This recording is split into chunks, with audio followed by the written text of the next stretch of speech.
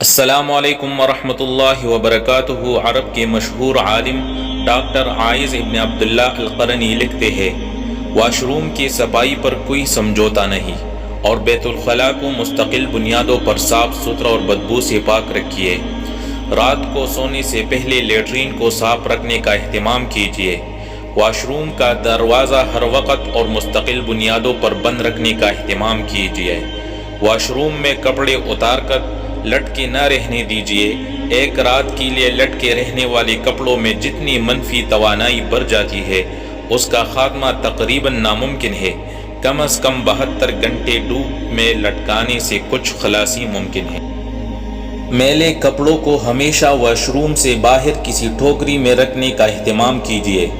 Wash room میں کبھی عطر نہ رکھیے اور نہ ہی اس میں خوشبو وغیرہ کا استعمال کیجیے۔ واش روم میں رونے سے سخت گریز کرے۔